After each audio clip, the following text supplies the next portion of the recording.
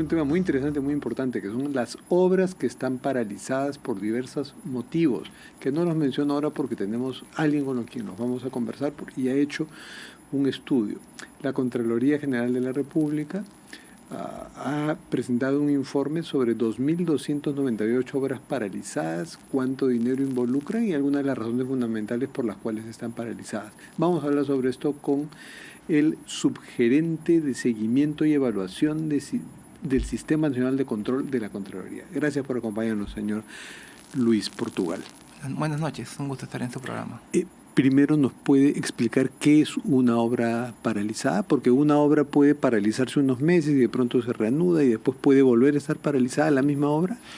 Sí, la inversión pública y las obras, que son el componente, digamos, más costoso de una inversión, es dinámico, ¿no? Entonces, inclusive hay modalidades de ejecución. Entonces, las que son por contrata es donde se tiene una empresa privada que pasa por un proceso de selección y ella ejecuta la obra. Se le conoce normalmente por obras por contrata. Hay obras por administración directa, que directamente la entidad contrata personal. ¿Y cuál es el criterio, cuál es el plazo de tiempo que deben estar paralizadas para que la Contraloría las registre como obra paralizada? Las obras por administración directa son aquellas que no han reportado un avance físico superior a 6 meses. Pero las por contrata son aquellas que no necesariamente tienen ese tiempo de paralización, sino que hay ya incumplimientos contractuales, hay arbitrajes y hay una discrepancia abierta entre la entidad y el ejecutor privado. Por ejemplo, para hablar de un conflicto estelar ahora, que es el de la Municipal de Lima, con Rutas de Lima. Lo del peaje no es una obra paralizada, pero sí los 20 kilómetros de la carretera, de la autopista Ramiro Prialé, que son, sí, la gente se olvida, que es parte del contrato con Rutas de Lima, pero como hay un conflicto entre ambas partes, nadie habla de, y eso está paralizado hace años, ¿no? Exacto, y ese es uno de los motivos, la liberación de terrenos, que es el caso particular ¿no? Porque antes de este sistema nuevo que es el InvierteP, se podía iniciar inversiones sin liberar terrenos, sin los permisos adecuados. Para explicarle bien a quienes nos siguen, pues es un tema fundamental que explica el por qué muchas obras de infraestructura, sobre todo carreteras, sobre todo las más antiguas que dependían de un sistema donde se protegía demasiado el derecho de los propietarios de terrenos que tenían que ser expropiados o liberados, ¿no? Así es. Uno podía iniciar una obra sin liberar terrenos. Entonces, durante la ejecución de la obra, se hacían trabajos para liberar los terrenos, expropiación, compra. En la práctica no se liberaba el terreno y la obra se paralizaba.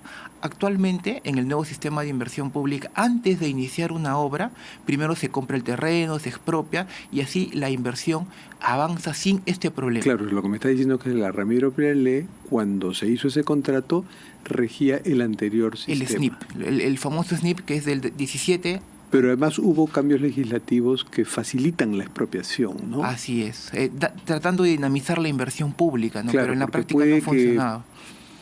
Hay una urbanización o un propietario que no le da la gana ser expropiado, judicializa el tema y no se le puede expropiar. Y no se le puede sacar, exactamente. Es lo que está pasando en muchas obras, ¿no? Entonces, actualmente, antes de iniciar esas inversiones, primero hay que liberar todos los terrenos, hay que hacer todos los permisos. La Contraloría, particularmente en las obras por administración directa, que le decía que ejecutan directamente las entidades, ya lo hemos regulado. Esta forma de ejecutar, que no tenía reglamentación porque era una forma de ejecutar extraordinaria, es cuando en un distrito no había oferta privada para ejecutar la obra, porque el Estado no tiene la capacidad para contratar tantos ingenieros, digamos. Y dígame, pero para esas viejas obras que siguen paralizadas porque se rige el anterior ley, ¿no se podría interpretar de otra forma la retroactividad y que sea benigna, pero para el Estado, para el bien público?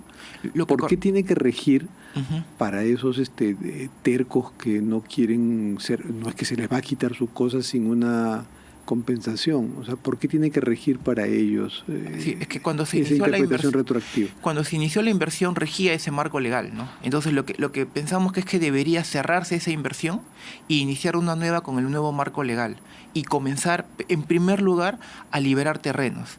Luego que tengamos eso libre, ya podríamos iniciar la inversión pública sin problemas de ese tipo, ¿no? Van a haber otros problemas. En la Ramiro Prialé estamos fregados.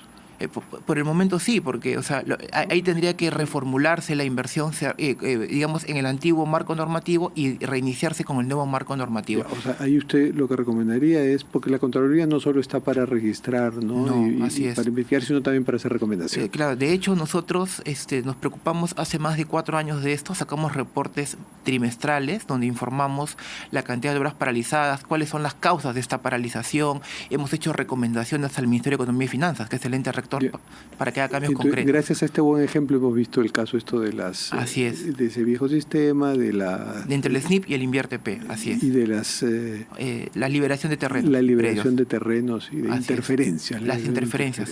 De terribles interferencias. Ahora veamos otros casos. El 55% de obras paralizadas son obras por administración directa, o sea, cuando las propias entidades contratan un ingeniero residente, un supervisor. Eso sale fatal. Sí, lo que pasa es que lo que está perjudicando es la saturación que tenemos, porque yo le decía que era una medida excepcional. En la Constitución dice que la ejecución de obras es por contrata, pero cuando no hay oferta privada, se demuestra eso, se puede hacer por ejecución de administración directa. Pero sobre todo los gobiernos locales están masificando la ejecución de obras por administración directa, porque argumentan que eso da empleo a la población de la zona.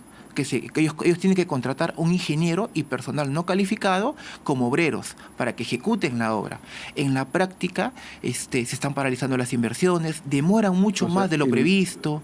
Dan empleo aparentemente a la gente de la zona, es pero lo que se finalmente indica. Se están empobreciendo porque sus obras se paralizan. Es que claro, el objetivo de la inversión pública es mejorar infraestructura, el cierre de brechas de infraestructura y en el fondo mejorar la gestión pública, tener un mejor hospital, tener un colegio. Qué bueno si en eso se da empleo intensivo y se hacen obras intensivas Así es un efecto colateral, pero no es el fin de eso, ¿no? Claro, o sea, el fin de la obra es mejorar el desarrollo. Gestión pública, desarrollar infraestructura para que le sirva a esa población. Bienvenido, pero no es solo para dar empleo. Exactamente. Ese que todo se vaya al gasto corriente y que la obra no se concluya nunca. Exacto, que sea un infinito de ampliaciones, sobrecostos y que no se concluya la obra. Entonces, si es así, 55% de obras por administración directa paralizadas, entonces ustedes recomiendan que mejor no se recurra a eso. Lo que hemos tratado, sacamos un proyecto de ley donde ya dejábamos claro que no se ejecute de esta forma. Ese proyecto de ley fue derogado por una presión pública de los locales, ¿no? Luego nosotros hemos pedido, la Contraloría ha pedido regular, o sea, ya no era una prohibición, sino lo hemos regulado. El 26 de diciembre del año pasado ya hemos regulado cómo se debe ejecutar y hemos tratado de atacar los problemas más importantes. Por ejemplo, ¿quiénes se oponían más a ese proyecto? Como le decía, en los municipios locales, distritales, donde se da empleo por ejecutar, ya no se podía ejecutar porque ya se dejó claro que era una medida excepcional. Entonces, en la práctica no se podían ejecutar estas obras. Por ejemplo, ahora el gobernador del Cusco, Werner Salcedo, es el presidente de la Asociación Nacional de Gobiernos Regionales, ¿no? Uh-huh. Y Cusco tiene 346 obras paralizadas. Así es. La región que tiene más obras paralizadas. Y el 90% de administración Ica directa. Tiene 5. Es por el tamaño de la región, felicitaciones, ¿no? A Ica, pero además felicitaciones a Ica, ¿no? Así es. Tumbes tiene 7, claro, Tumbes es pequeñito en relación a Cusco, pero de todas maneras, 346 pero horas en Cusco es un horror. hay que hacer unas precisiones, ¿no? Porque en Cusco el 90% de obras paralizadas no es del gobierno regional, es del gobierno local. O sea, son los municipios. No es el gobierno regional, no es el gobernador regional. Y de hecho, en Cusco lo que pasa es que casi el 95% de estas obras son por administración directa.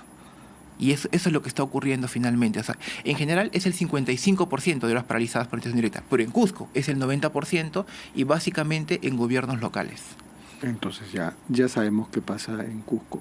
Qué pena que se nos acabó el tiempo, pero a ver si pronto volvemos a conversar con usted porque estos temas son muy importantes. Bueno, muchas gracias. Muchas gracias, señor